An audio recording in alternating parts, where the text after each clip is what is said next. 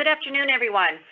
Welcome to today's briefing, April 16th, 2020, a bright, shiny day for us all in North Dakota, or at least in western North Dakota, so happy to see that.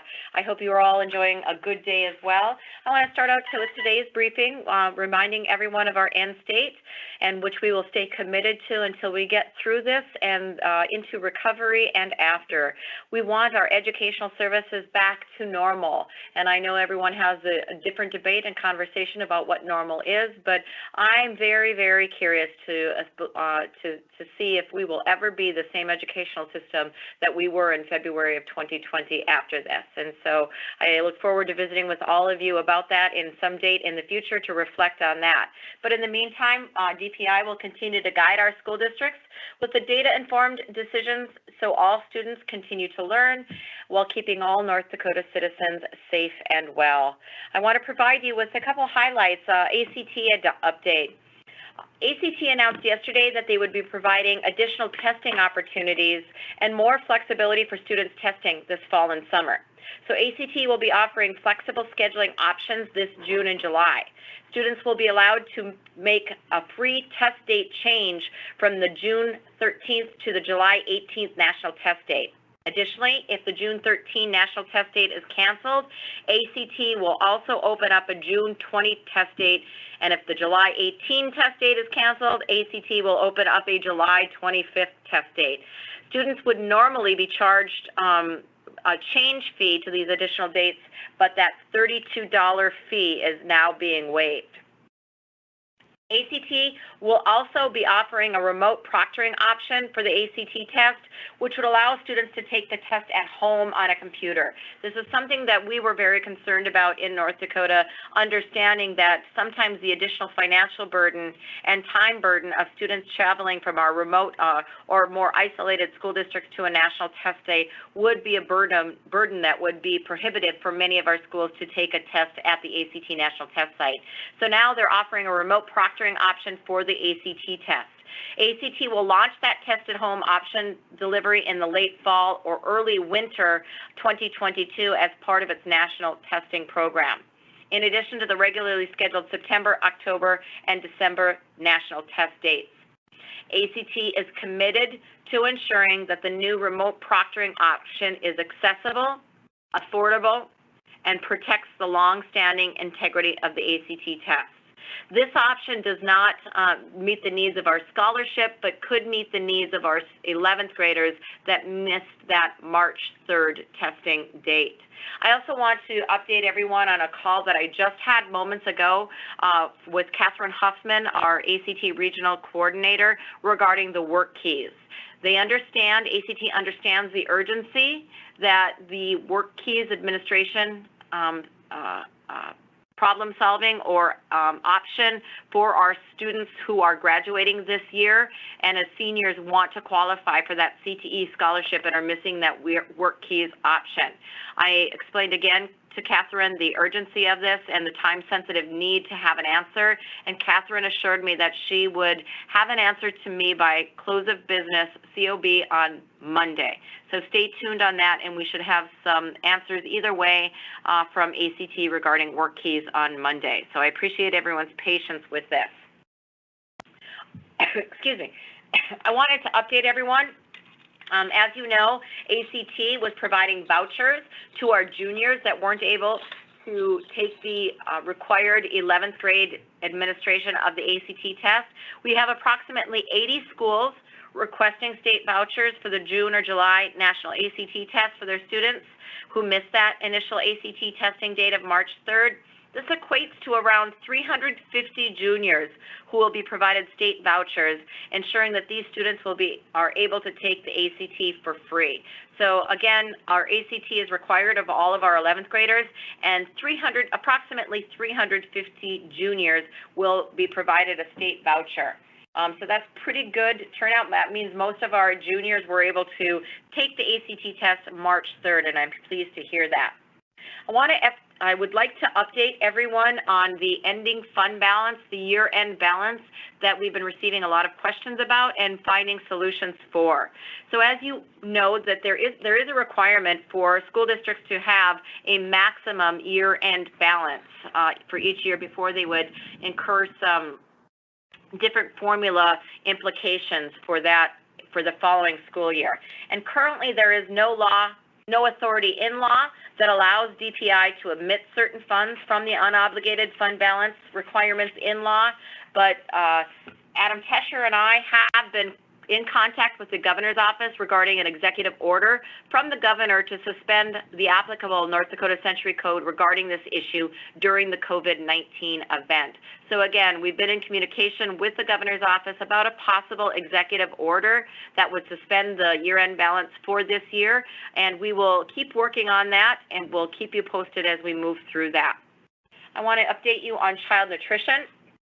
The Child Nutrition and Food Distribution Office administers several USDA distribution programs for low-income households. And under the CARE Act, North Dakota has received just over $500,000 for food purchases through the Emergency Food Assistance Program, the TEFAP. So again, North Dakota has been informed under the CARE Act that we will receive just over $500,000 for food purchases. So in partnership with the Great Plains Food Bank, these foods are distributed to low-income households statewide through food pantries and other food assistance programs. Several North Dakota schools have opened up food pantries to make sure that their students and their students' families are fed. Even though the schools are closed, these pantries are open to provide food assistance where needed. So thank you to all of our schools out there who have opened these food pantries and helped eliminate the food insecurity issue during this pandemic that we're experiencing. So again, thank you very much. Special Education has a weekly question and answer call today with the parent support and advocacy groups. And a point of interest that they pointed out was that a national consortium for citizens with disabilities has sent a letter to Congress strongly recommending that no additional waivers are necessary, in their opinion, under either the IDEA or the Rehabilitation Act. They felt that there is no need for Congress to provide waiver authority to the U.S. Secretary of Education under IDEA or the Rehabilitation Act. The consortium encouraged that Congress must uphold the following principles: continue to provide free, appropriate public education to students with disabilities. IEP teams must involve parents in decisions. And number 3, parents' due process rights must remain intact. Finally, number 4, the use of federal education funds must adhere to the IDEA, Rehabilitation Act, the American with Disabilities Act, and other civil rights acts. There are hundreds of groups that have signed on in support of this letter to Congress, and one of the North Dakota organizations that signed on was the North Dakota Protection and Advocacy Group.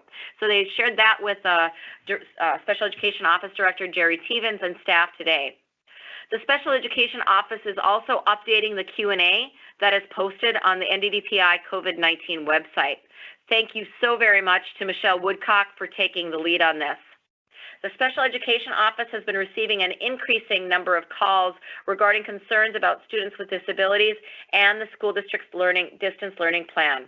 We are finding that in most cases, there has not been a reach out to the school or the special education case manager. So we continue to encourage good faith efforts, communication, along with documentation. So again, all of you that are involved with special education students, please stress that. I couldn't underscore that enough. If you are experiencing challenges or some concerns with the special education services that students with disabilities are receiving during this district's distance education plan, please reach out to your school or to your special education case manager in these instances. I want to update a little bit on family engagement. The core family engagement team continues to meet daily. Kudos to those. I'm so proud of that. I'm proud of all of our DPI team members, but in particular, we have recognized that family engagement has risen to the top as one of the most significant priorities among all of our stakeholders, whether that be superintendents, principals, teachers, students. That connection between family, home, and school, teacher, and leaders is vitally important at this time. We are finalizing the the Alliance team invites, and we are happy to report that 263 people have joined our North Dakota Family Engagement Facebook group. So again, if you are a member of Facebook and you are interested in sharing this Facebook group out to your friends and contacts on Facebook, please do that. We hope that this is a growing venue, a growing medium platform that we can share, support, questions, ideas, tribulations, and triumphs during this time. Resources from Learning Heroes have been shared to provide activities for not only academic skills, but also for life skills, strategies, and keeping routines.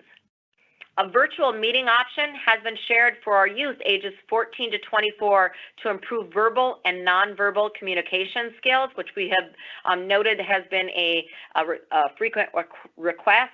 And a Zoom meeting option was also shared for a meeting with Dr. Bruce Perry discussing coping skills for families to better manage stress and build resiliency. I tried to log on to that Zoom meeting this afternoon with Dr. Bruce Perry. He's a native of North Dakota and has now moved on to, I believe, the University of Texas, Austin, and that's where he is presenting from. But that meeting had reached its 1,000 member capacity for that Zoom meeting. So it is being recorded by the PCAND group, and that recording will be available. We will make sure that we get that recording and post to our resources as well. I just want to remind everyone that future cabinet and core meetings will be taking place this week. An update on our Indian leaders. Last night there was a call that the governor hosted and Scott Davis facilitated, the Indian Affairs Commissioner, with all of the tribal leaders. It was my pleasure to be invited to be part of that tribal meeting and update, and I learned so very much from all of our tribal leaders. Lucy Frederick continues to be a fantastic liaison to all of our tribal leaders, both within the state and in D.C., our tribal leaders in D.C. She attended a White House COVID-19 briefing yesterday with state and local tribal leaders, received an update on that $8 billion for North Dakota tribally owned businesses, Paycheck Protection Program and Public Health has been received. $10 billion additional has been received for agriculture. And I want to end in my updates today of things that I know with something to celebrate in this time of uncertainty and definitely new paradigm shift for our seniors. So today, we sent out a press release recognizing 7 North Dakota high school seniors who were named as semifinalists for the Presidential Scholar Honors, which is one of the nation's most prestigious education awards. And I want to take some time today to announce there were 65 high school seniors eligible in North Dakota. Of those 65, 7 were selected as semifinalists, and 2, 1 female and 1 male, will be selected to represent North Dakota. But today I want to recognize those semifinalists, and I apologize in advance for not being able to nail all of their last names. I will do my best. Daniel Heddick and Gareth Wu of Grand Forks are both seniors at Grand Forks Central. Rachel Govan of Turtle Lake Mercer High School, a senior. Evan Halverson of Lawton, a senior at Lakota High School. Hannah Johnson of Wolcott, a Richland High School senior. Joanna Lynn of Fargo, a Davies High School senior. And Jacob Shelver of Fargo, a senior at North High School.